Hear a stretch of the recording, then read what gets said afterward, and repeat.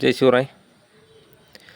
शासनाच्या शेतकऱ्यासाठी जेवढ्या काही योजना आहेत त्या योजना छोट्या शेतकऱ्याला, गरीब शेतकऱ्याला परवडेबल नाही आहेत.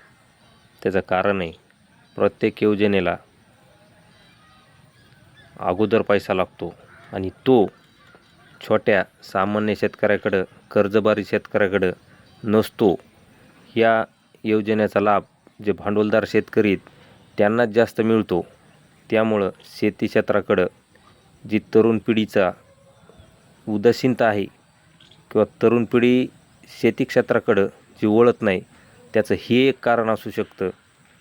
त्याच्यामध्ये आसमानी असेल, सुलतानी असेल, निसर्गाचा प्रकोप असेल आणि त्याच्यानंतर जे शासनाचं जे धोरण आहे, शेतमालाचा भाव असेल, शासनाच्या ज्या योजना असतील, हमी भाव असेल, हे सर्व कारणामुळं तरुण पिढी ही शेतीकडं बघण्याचा त्याचा दृष्टिकोन वेगळा आहे.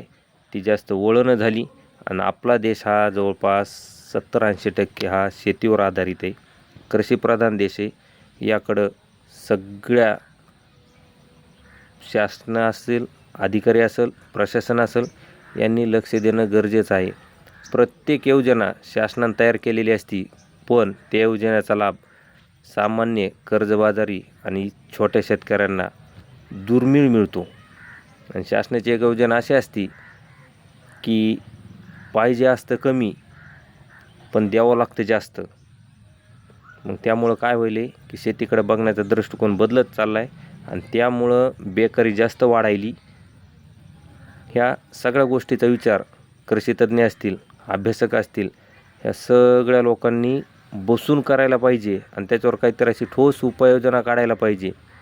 तर शेतीकडं बघण्याचा दृष्टिकोन बदलल आणि त्यामुळं शेतीला चांगले दिवस येतील.